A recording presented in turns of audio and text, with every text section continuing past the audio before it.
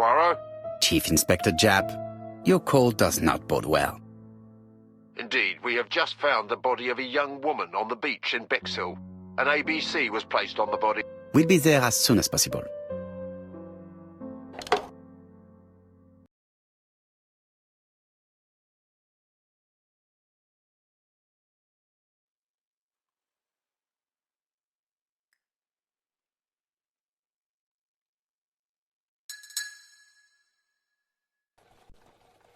Bexhill is a delightful town.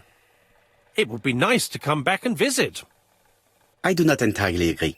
Walking at the beach damages my shoes, and it hurts my knee. So the years have not spared you, my friend. It's the same for all of us. That is exactly what I said to myself when I saw you back from your travels. Poirot! Do not be offended, Hastings. I can see Japp waiting for us. And from his face, I would say that things are not looking good.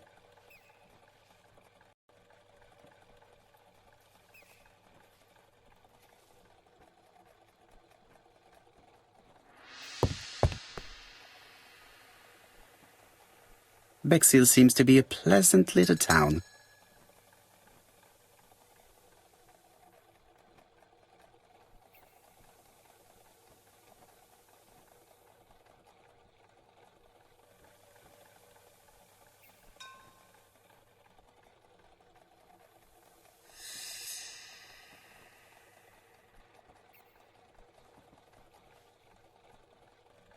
Bexhill is a pretty little seaside resort with elegant architecture, although personally I prefer more modern buildings.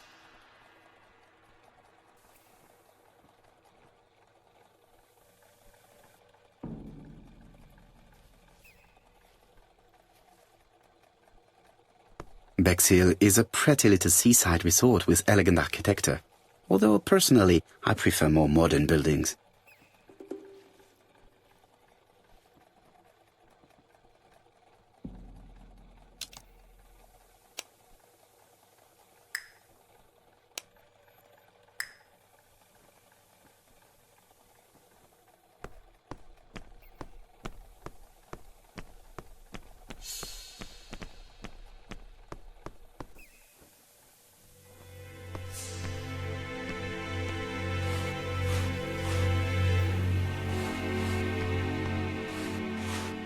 There is no doubt about it. Bexhill has one of the most beautiful beaches in the area.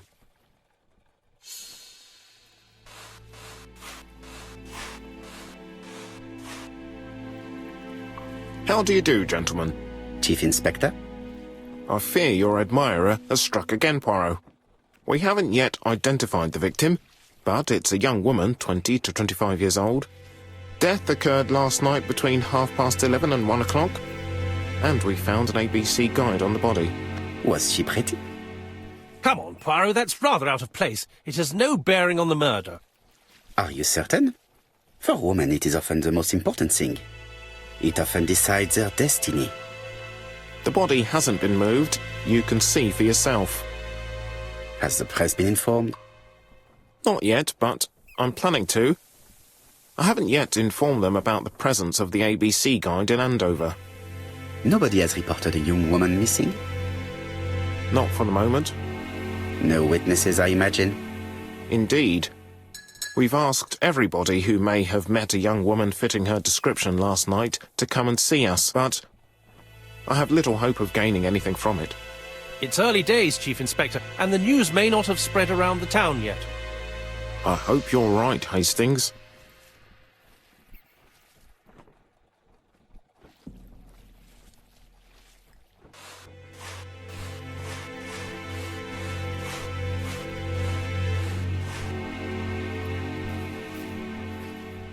This key is too small to be one for a house. Without a doubt, it is for a padlock.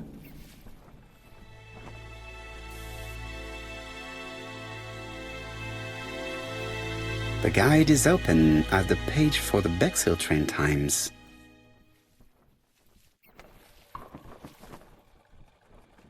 This key...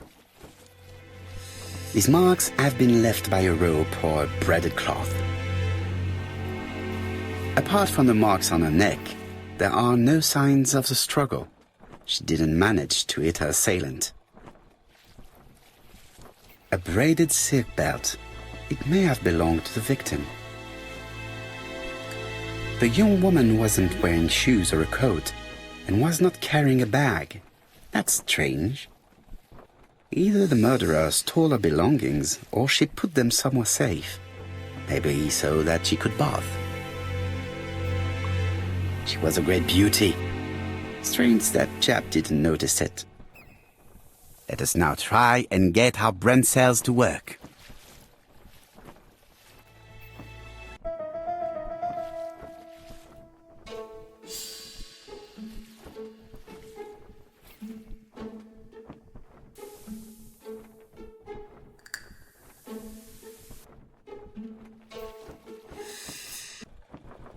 The poor child must have been strangled with his braided belt. Unfortunately, in view of the fabric, it is unlikely that we will find any prints. Let us now try and get our brain cells to work.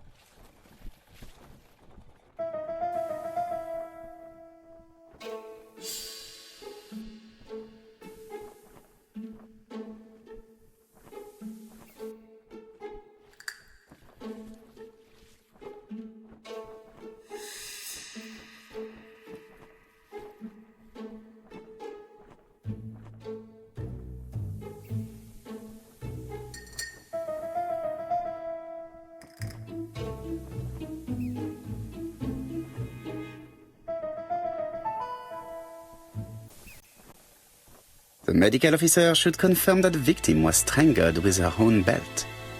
That's what I thought. She shows the usual signs of strangulation. With a little luck, we'll find prints this time. You are too optimistic, Hastings. Our killer is far too meticulous for that.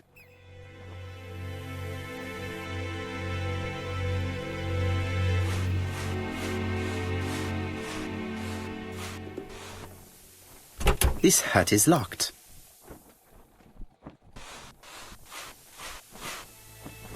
This hut is...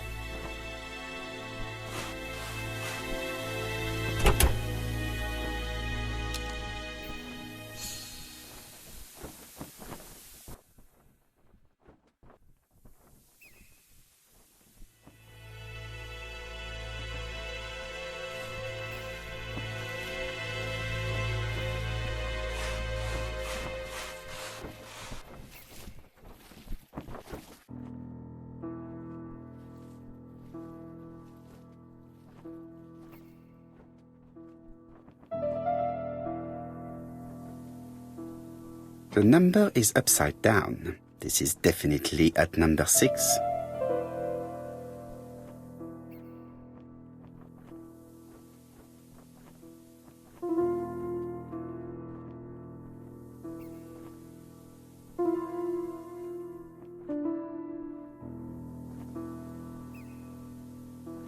A dual locking padlock.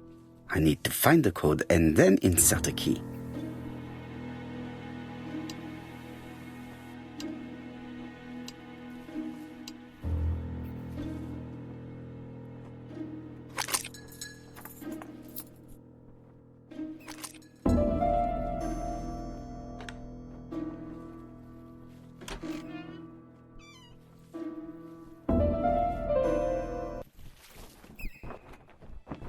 It definitely was here that the victim left her belongings.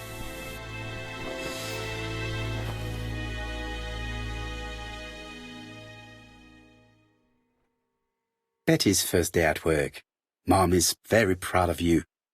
Elizabeth Barnard, 7 August 1931. So, the young lady did have a name starting with B, and she worked as a ginger cat, an establishment that must be slightly further along the beach. The purse is full. Yet again, we can dismiss theft as the motive for the murder.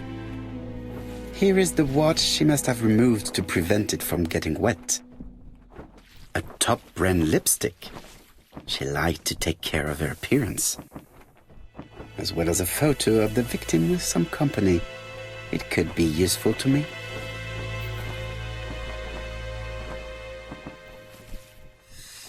Jap has gone to the police. The victim has been identified and her family had reported her disappearance. She was called? Elizabeth Barnard, mainly Betty. She worked as a ginger cat at the cafe slightly further along the beach. But Poirot, how on earth? Never mind. Do you have her address? Yes, she lived with her parents on the street leading to the beach, number 22. Shall we go? You are far too impatient, Hastings. Let the poor people take in the news first. Let us go and visit the cafe where Betty worked.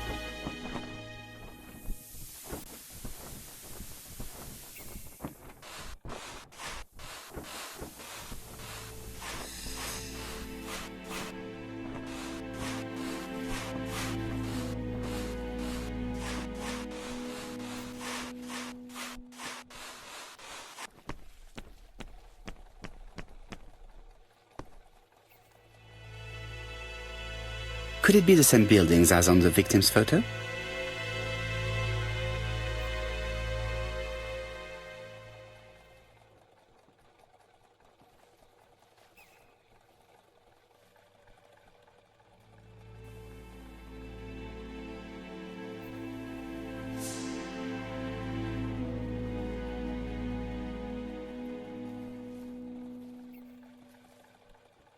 This is definitely where the photo I found in the hut was taken.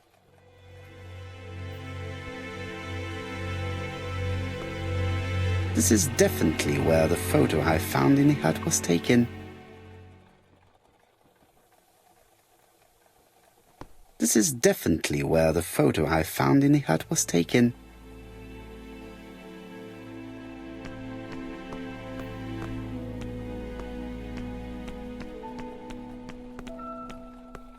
With all these tourists, these shops must be thriving. With all these tourists...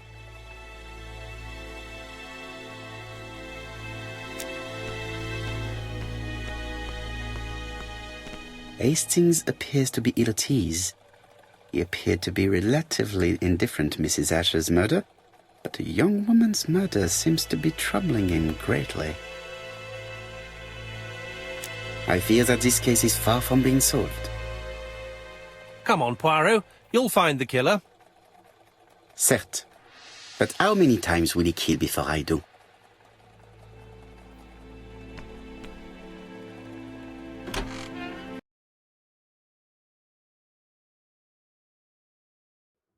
I'll be with you in a minute, gentlemen.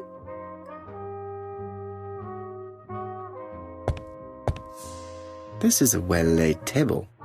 Nothing is out of place and, above all, no creases.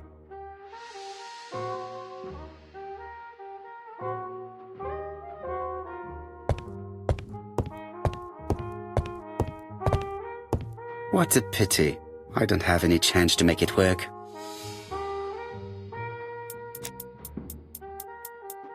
Something tells me that she's the owner of the ginger cat.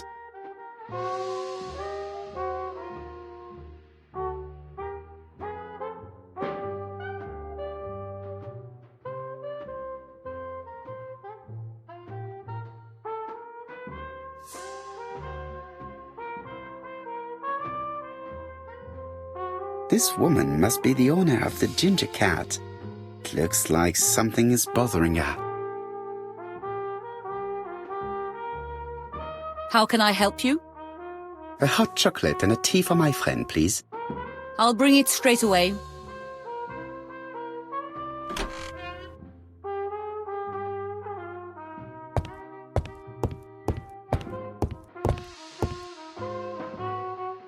I need to know the time range during which Betty was working on her own.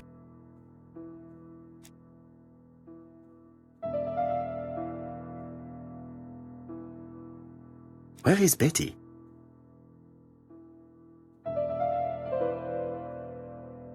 Betty worked from 11 a.m. to 7:30 p.m.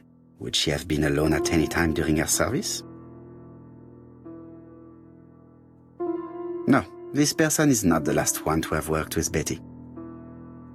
Interesting. Betty was alone between 5 p.m. and 7:30 p.m. Who did she serve? This page won't help me.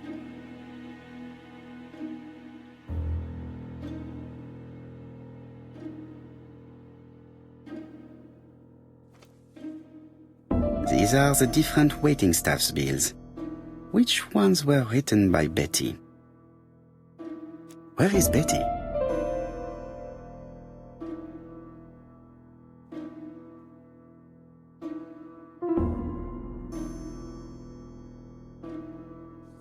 Most probably a single man, a whiskey lover, maybe the murderer. This bill may have been written by Betty. There is probably another one. No, something's not right. Betty was alone at just one of these 2 times.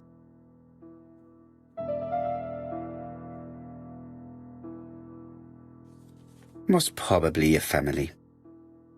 This bill may have been written by Betty. There is probably another one.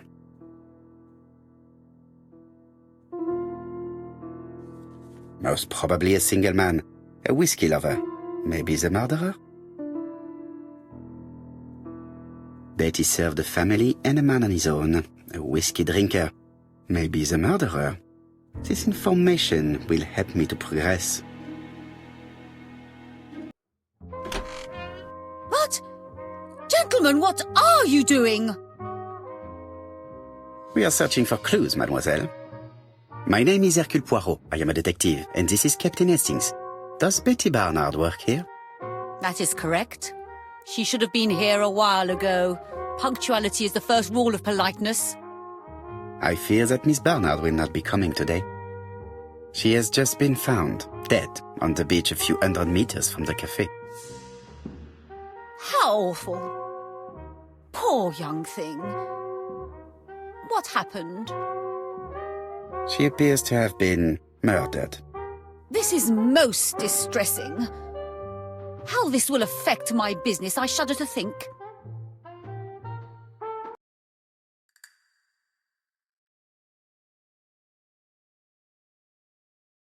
What can you tell us about Miss Barnard?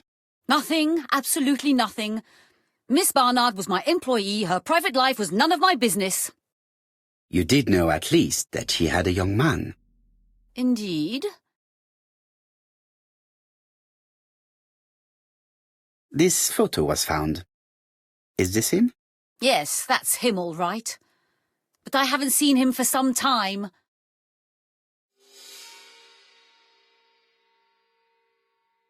I find young people today very hard to understand.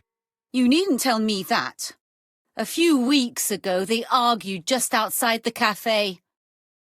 Imagine what my customers must have thought.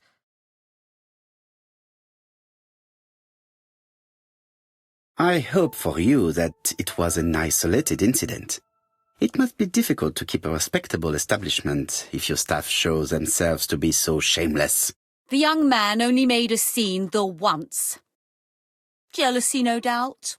It must be said the young girl was very pretty. Thank you for your time, Mademoiselle Marion. You have been of great help. The customer who ordered the whiskey might provide us more information. He may have been the last one to see Betty alive. It is an interesting idea, Hastings. Maybe he is a regular guest. What do you think, mademoiselle?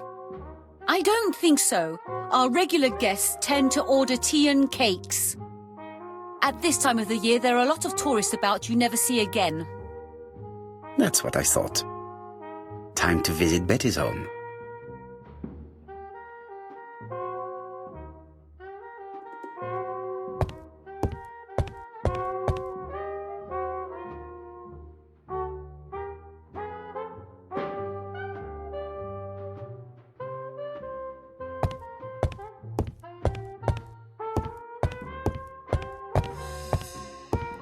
This is a wet.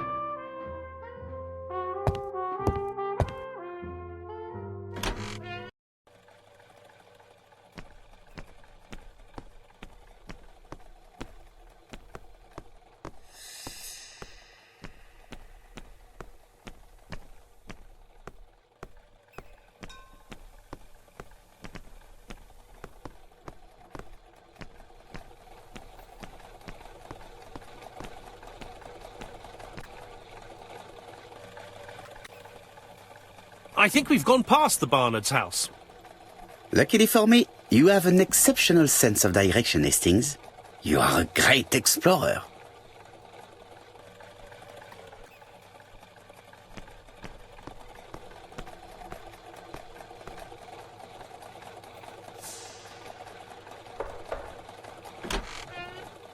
How do you do, mademoiselle? My name is Hercule Poirot. I know you. You're that detective we hear all about. I do not know if that is a compliment, but I will take it as one for now. You are Betty's sister, I believe? Yes. My name is Megan. Can we come in? Please do. My parents are at the police station. I doubt they'll be up to speaking to you later. Do not worry, we will not bother them. Did you know your sister's plans for yesterday evening? No. I arrived by train this morning. My parents called me in a panic when they discovered that Betty had disappeared. She went out last night, but she didn't tell them where she was going.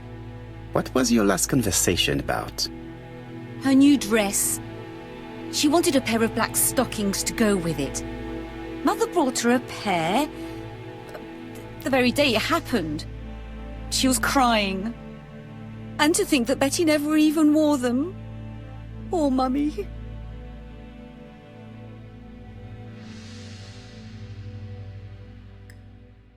This gramophone is magnificent. It is a one-off, without a doubt.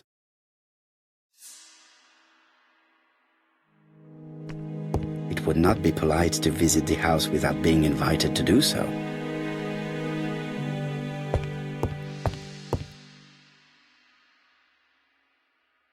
The Barnard appeared to make music a priority in their budget.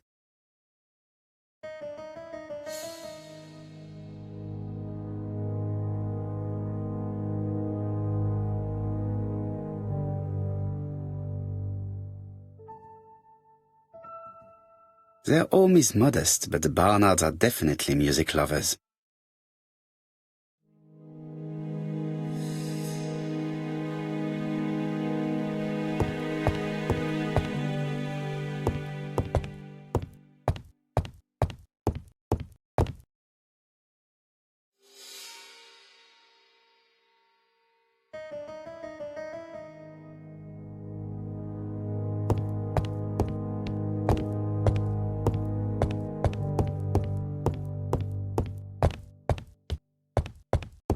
Family photos and fires. Family.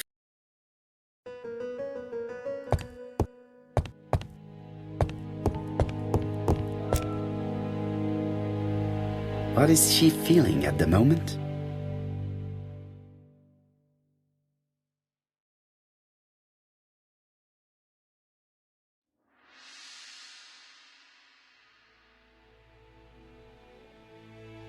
Betty's older sister is not just sad, she is angry.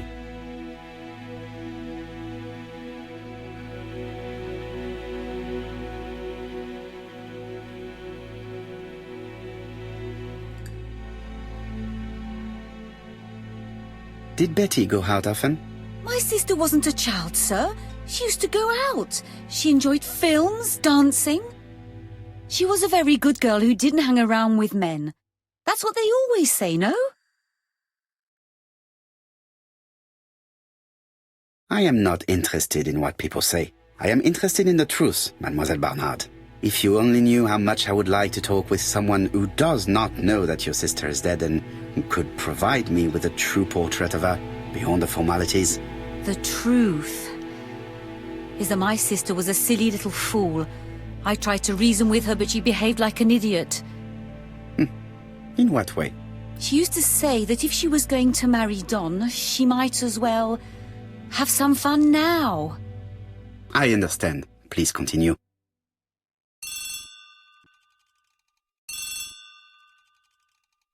Oh, excuse me, I have to answer that. But of course. Betty's room is opposite the stairs on the first floor. Feel free to take a look if you think it might be useful.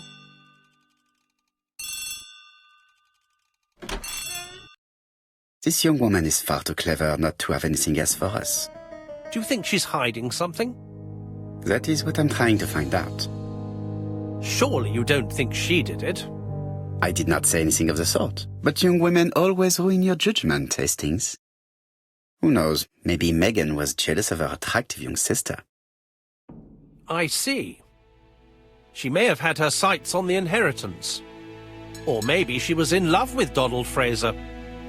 We have to study all scenarios, even the most unlikely. But I doubt that Mr. and Mrs. Barnard are rich enough to justify murder. While I try and get Miss Barnard to talk, I would like you to try and find Donald Fraser. It should be easy to find the estate agents where he works. Bring him to the Ginger Cat.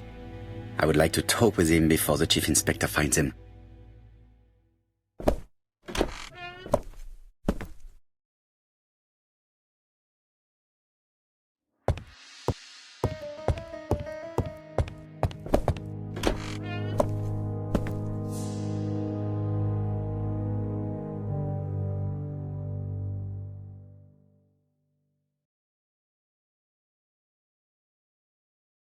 Looking at all the clothes she took out, Betty must have had a problem deciding what to wear. Maybe she had a date?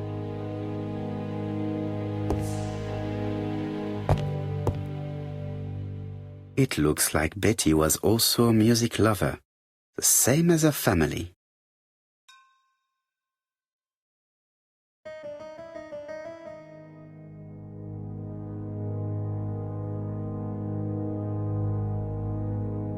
Without a doubt, Betty used to sing.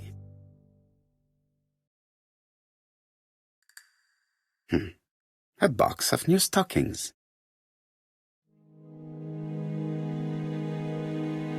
It looks like Betty has a very busy life.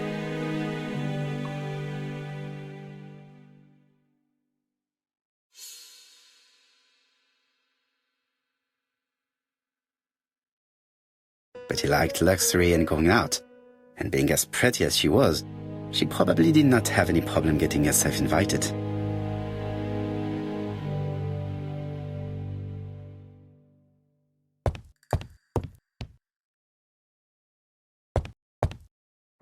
Something on this clock bothers me. This metal disc is stuck.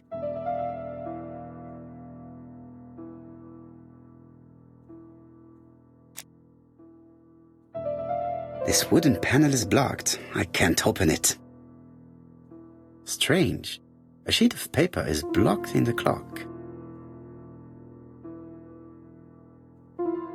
What a strange mechanism. I don't think it serves to turn the hands.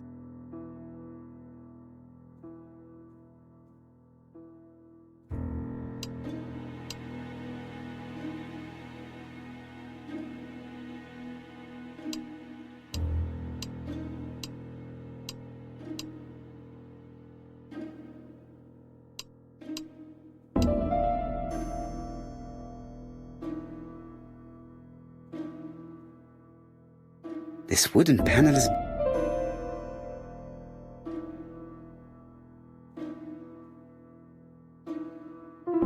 There, that's better.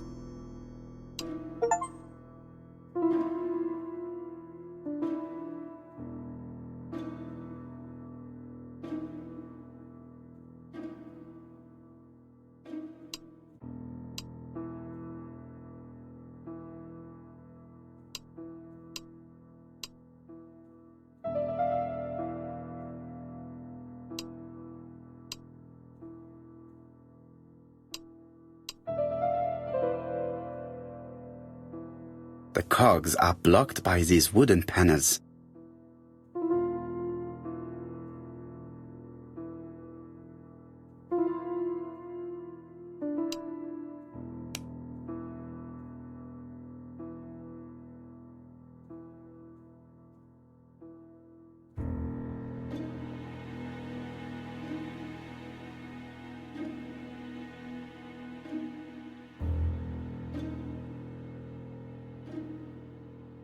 Strange. A sheet.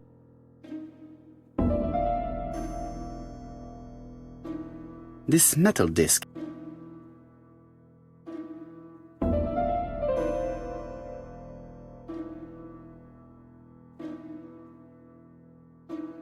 This This wooden panel is blocked.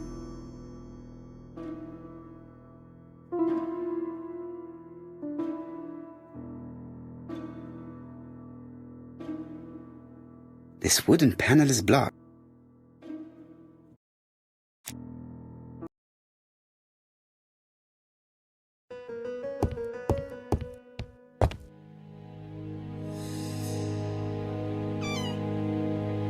This small key should be useful to me. Medicine to prevent voice loss. Did Betty have problems with her voice?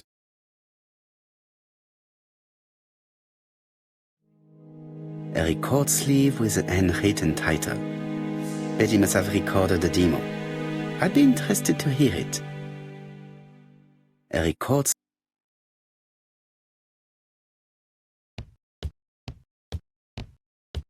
Without a doubt, Betty used to sing.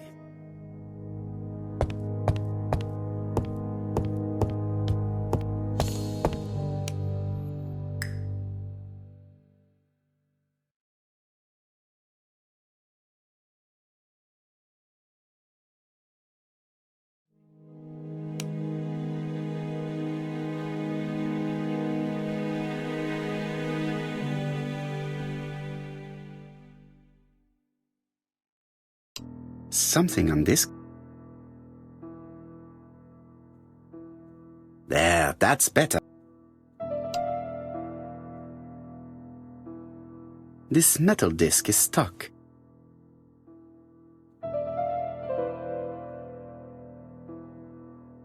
What a strange mechanism. The cogs are blocked by the...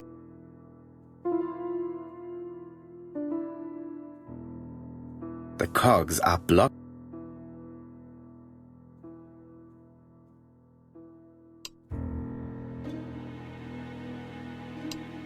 The cogs are blocked. The cogs are blocked.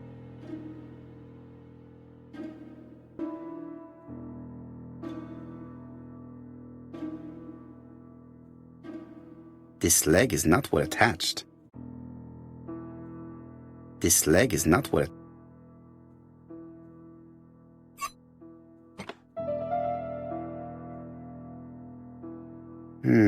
Could the screw be slightly loose?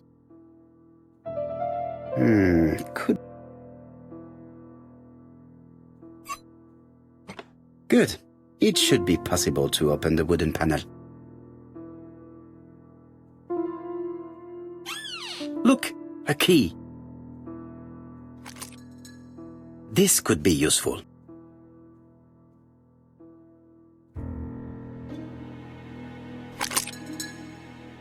The central cog is blocked. This code probably has something to do with the mechanism above the clock.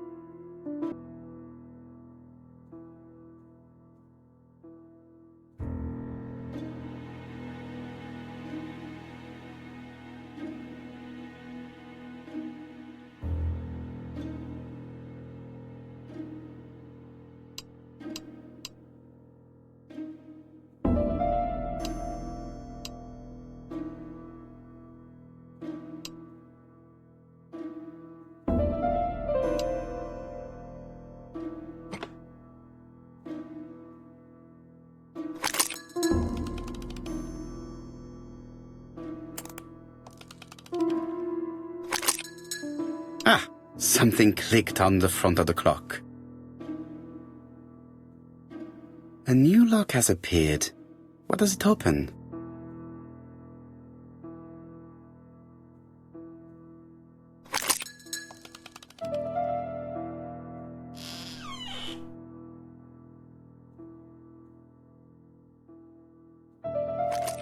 This could be useful.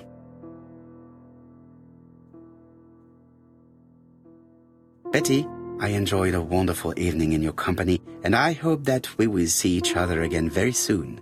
D. My dearest Betty, I know that your art is already spoken for, but you are the most beautiful dancer I have ever had the pleasure of meeting, and I am impatient to see you again. Adrian.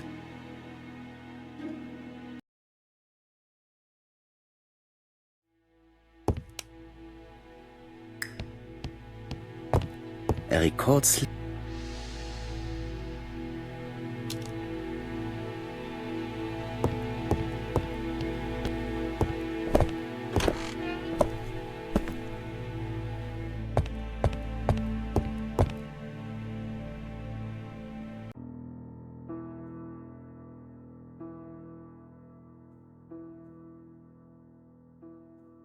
Let us see. What is this cupboard hiding?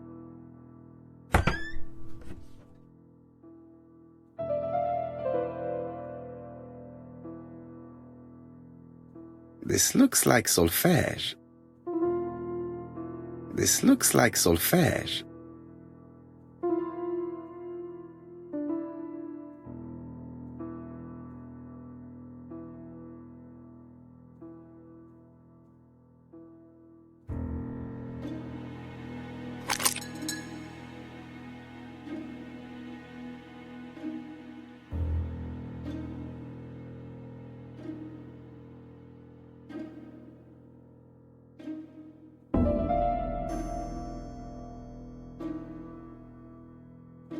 I cannot open it.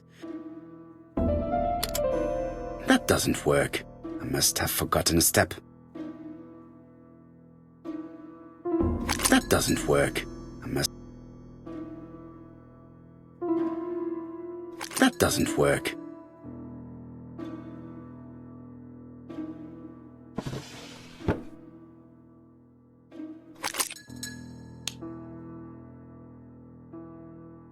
There is bound to be a clue somewhere.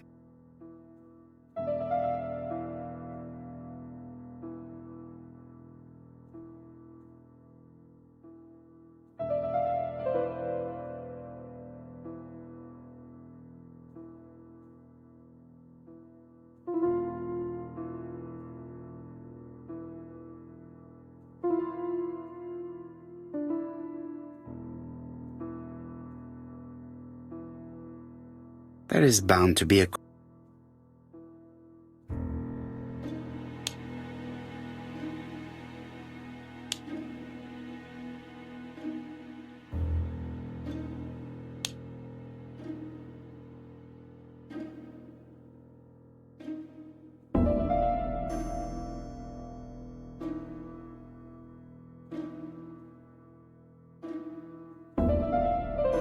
There is bound to be a clue.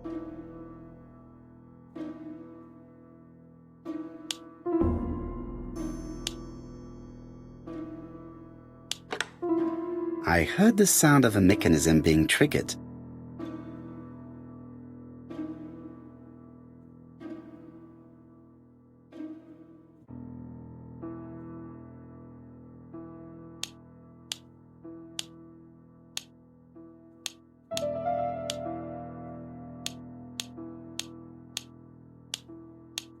I just have to put the record on the gramophone and start it.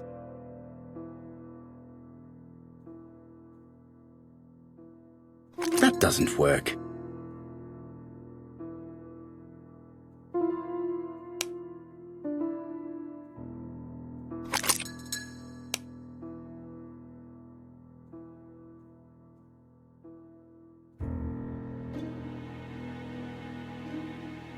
It looks like something goes in here.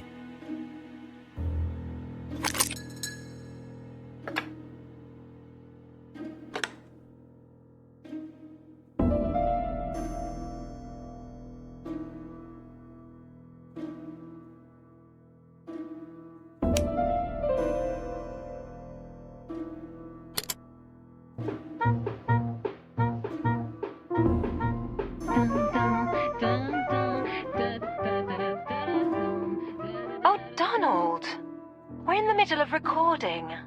Sorry, Betty, but it's not wise. The doctor said you should rest your voice. You're such a killjoy sometimes.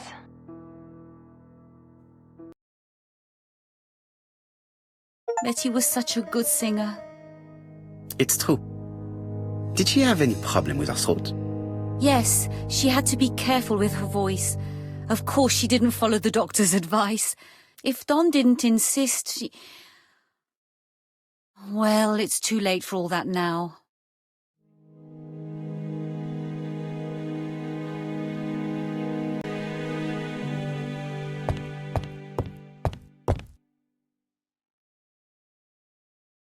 It looks like this woman is single, but she has feelings for someone.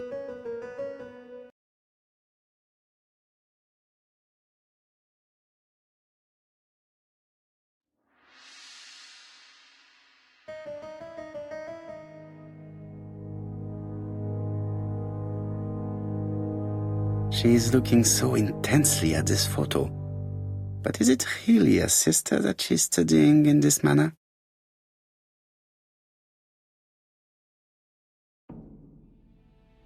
They made the perfect couple, am I correct? Yes, in a way. She was pretty and he... Well? He's a bright man, with a promising career ahead of him. He would have made Betty a good husband. He was always attentive and generous. Oh, a true gentleman. I hear a note of envy in your voice. You must have heard wrong.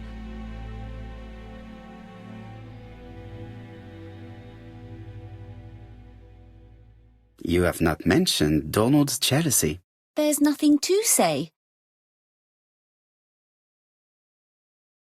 You are a poor liar, Mademoiselle Bernard. Excuse me, Mr. Poirot, but I do not see why you are interested in our humble little crime.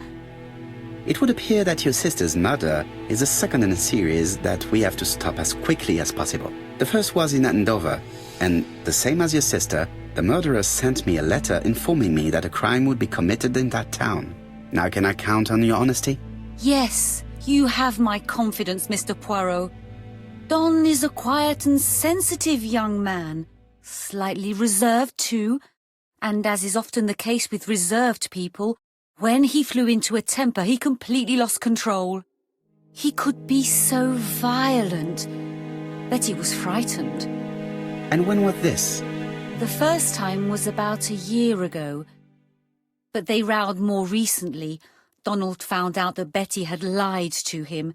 She said she was going out with a girlfriend, but she went out for dinner with a married man. It was an awful scene. She told him that until they were married, she was free to go with whoever she pleased. Donald turned quite pale and started shaking and kept saying one day... Well? He'd commit murder.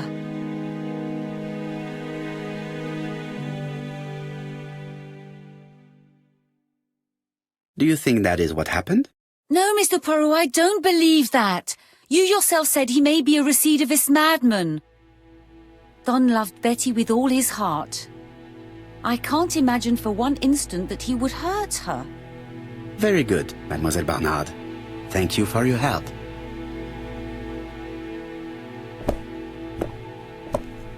Fraser is at the Ginger Cat.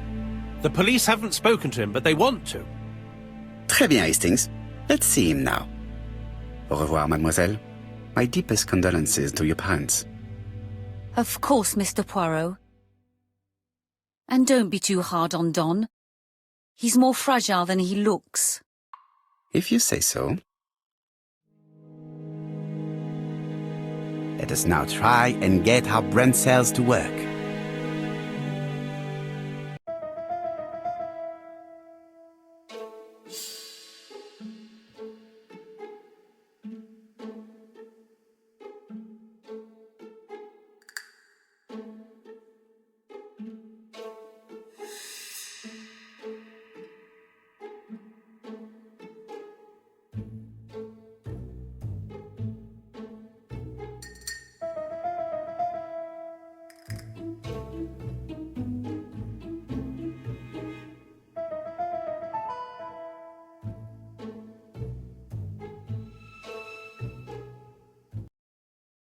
Let us now try and get our brain cells to work.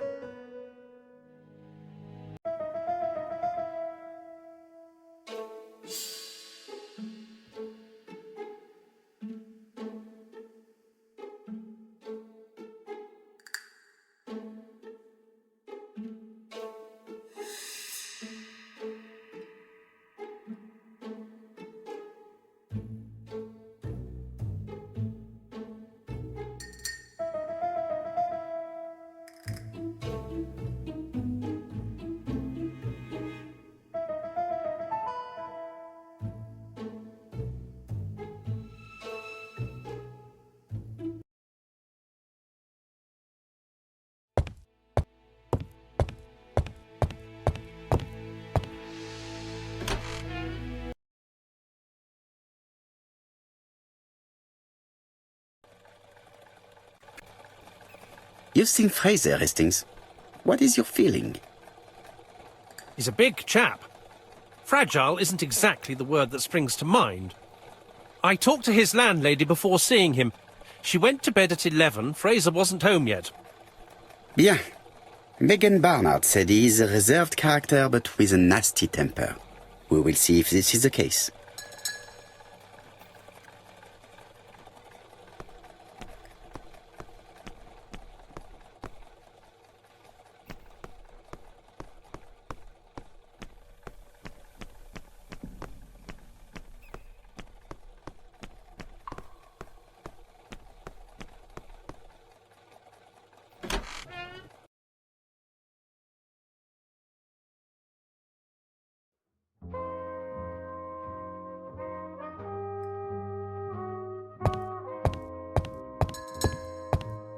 I don't want this young man here. Be quick and do what you must.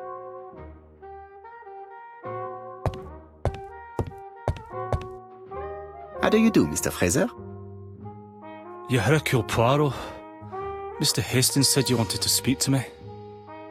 Yes. I know that it may not be the right time, but I would like to ask you a few questions.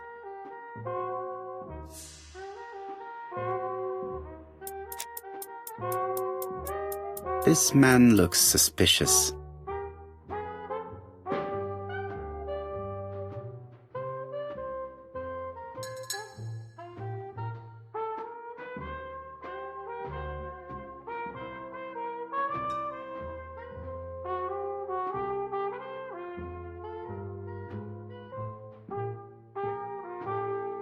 Leave me alone.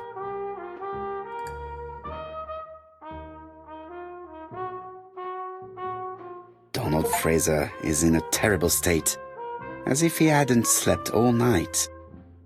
And he's drinking white horse. Leave me alone. Tell me that it's a mistake. That Betty isn't dead. Sadly, your lady friend has been murdered, Mr. Fraser. Oh, Betty, if only you'd listened.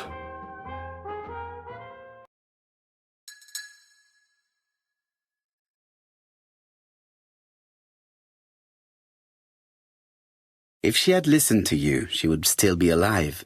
Should I take that to be a confession? With that sort of thinking, you must send a lot of innocent men to prison. Under different circumstances, I might even find you amusing, sir. It's no time for amusement, Mr. Fraser. It is time to find your fiancé's killer. Did you know what her plans were for the evening? She said she was having dinner with her sister.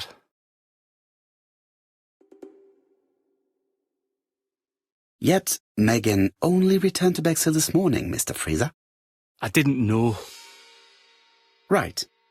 May I ask you what you were doing yesterday evening? I spent the evening working. Your colleagues can confirm this? No, I often take work home with me.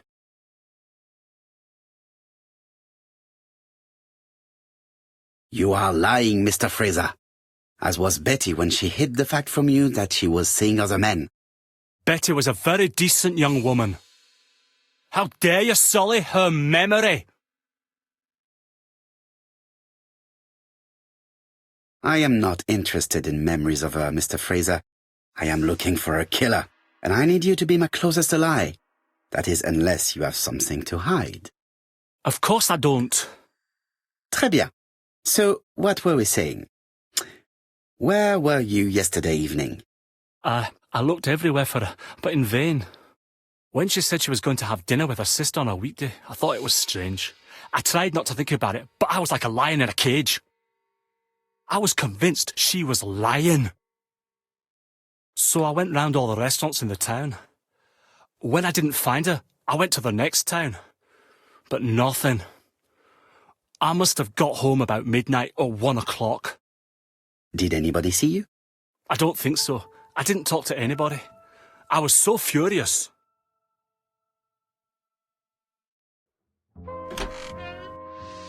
Ah, I knew I'd find you here, Poirot. I thought the victim's young man was here. Yes, is all yours, Chief Inspector. Let us now try and get our brain cells to work.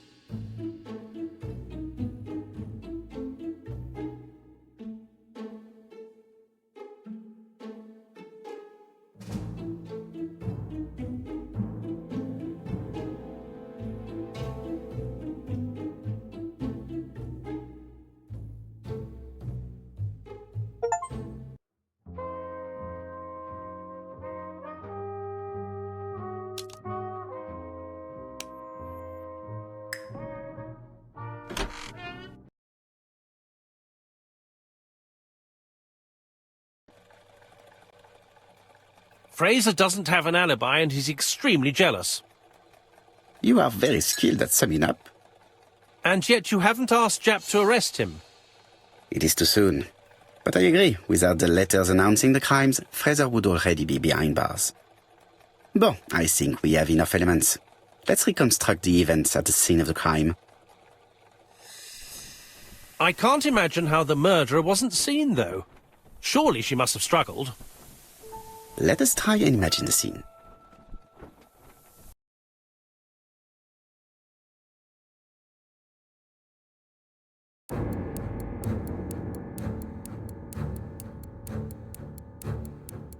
The killer and the victim are walking on the beach. Miss Betty has a bag, a belt around her waist, and carries her shoes in her hand. Both of them walk slowly to hut number 5.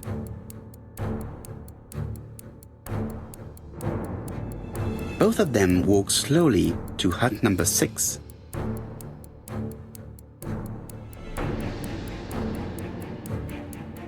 Miss Betty enters the hut. She leaves without her belongings. Then she hides a code.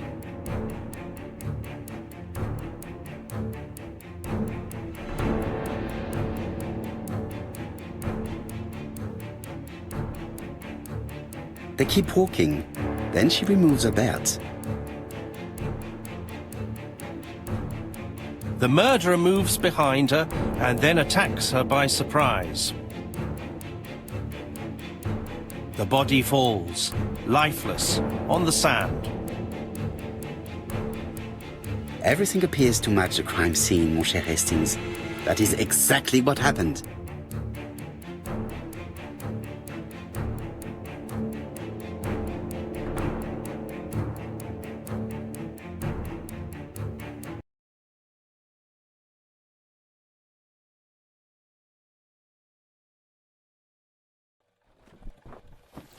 Without the ABC, we might have suspected Mr. Asher and Mr. Fraser.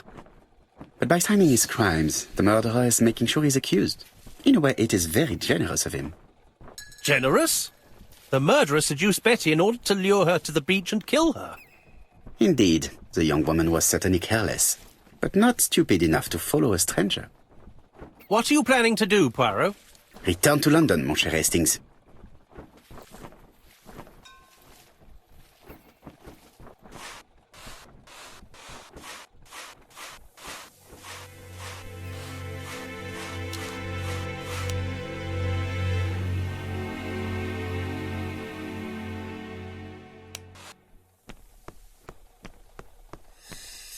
This is definitely where the photo I found in the hut was taken.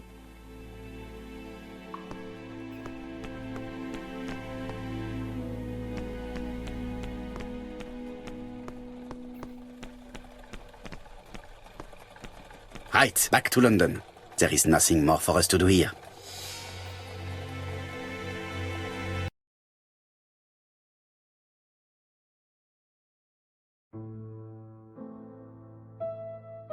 Japp has decided to reveal details to the press. The alphabet murder is now famous. It is not a bad idea. The more people who know, the greater our chances of finding out something of interest. Poirot, I have a bad feeling.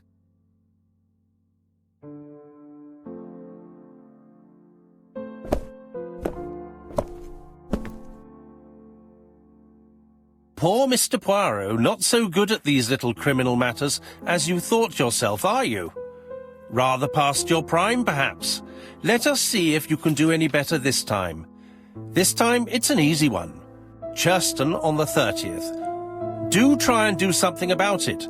It's a bit dull having it all my own way, you know. Good hunting. Ever yours, ABC. Good hunting. Did you hear that, Poirot? The murderer seems to be taking it all as a game, a challenge. He will strike on 30th in Churston. We must warn Scotland Yard. No time to lose. We must prepare our suitcases for Churston. Mon Dieu, it is already 10 o'clock. I will call Scotland Yard immediately.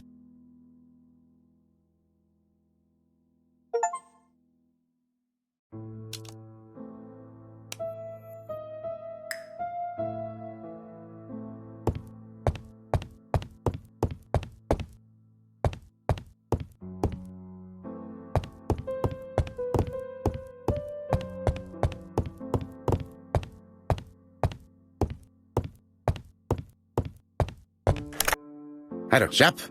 We received a new letter from ABC in the 10 o'clock post. Where and when? In Churston. Today. Today? I'll inform the population immediately. I'll check the train times. Call me back.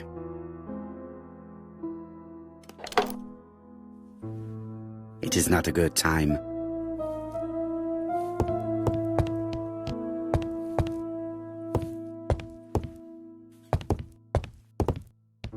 Hastings, what you are doing is an absolute disaster. That is no way to pack suitcases. Heavens, we must hurry. We have to get to Churston before the murder. Hastings' order and method are always necessary, regardless of the circumstances. Okay. I'll let you pack them. All the same, it really is a disgrace to leave your belongings in such a mess.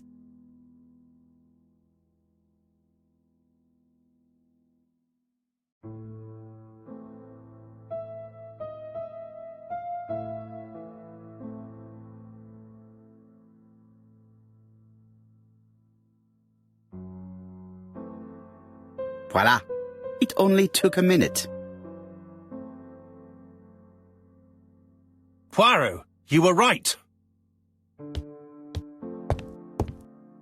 I've just consulted the ABC guide. There's no hurry. The next train doesn't leave till 11:45. You see, there is no need to hurry. We will not be in Churston until tomorrow morning, after the murder. But why has the murderer warned us so late? It's not what he usually does. Did he do it on purpose? Very good question, Hastings.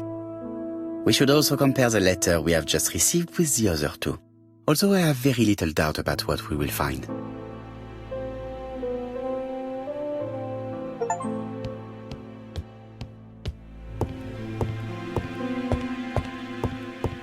It is not a good...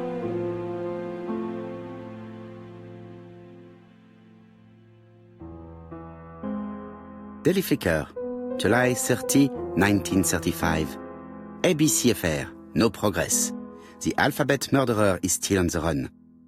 Ever since the police found the connection between the Bexhill and Andover affairs, the inquiry has barely progressed.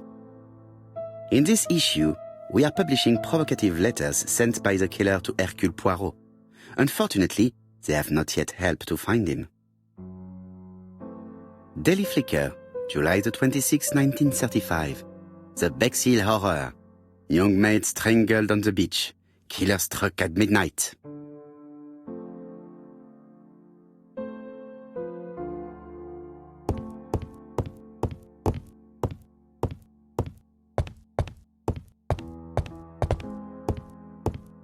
Hastings, it would appear that you are getting slightly thin on top. Really? I hadn't noticed. In his haste, Hastings tore the envelope.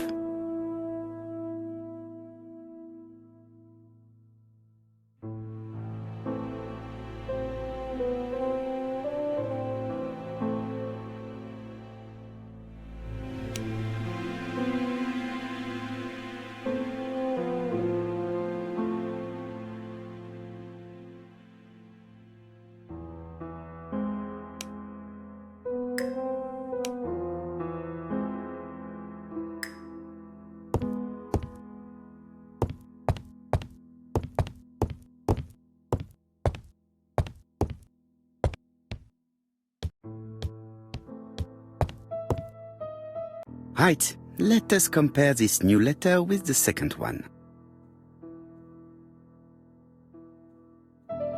Let us examine this more closely.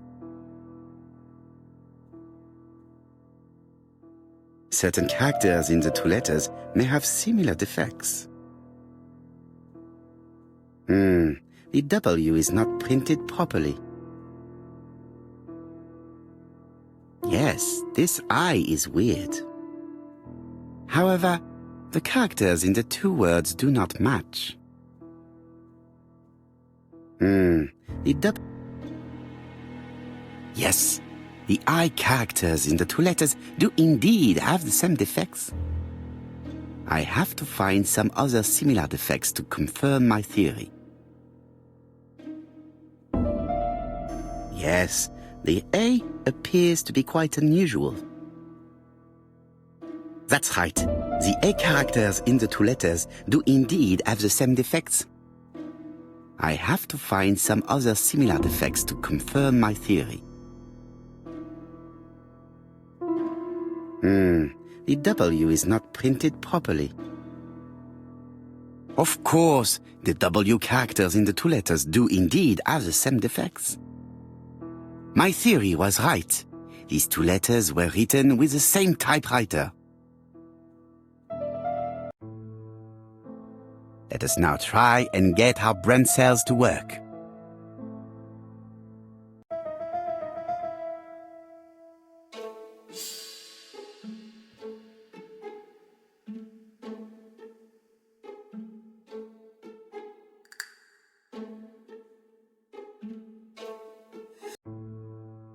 The letter should have arrived in time. The postmark shows that it was sent 3 days ago. However, our man made a mistake in the address, which explains the delay. All the same, the post office took their time correcting the error. Come on, Poirot. Your address is not quite as well known as that of Scotland Yard. Poirot, the telephone. It must be Jap.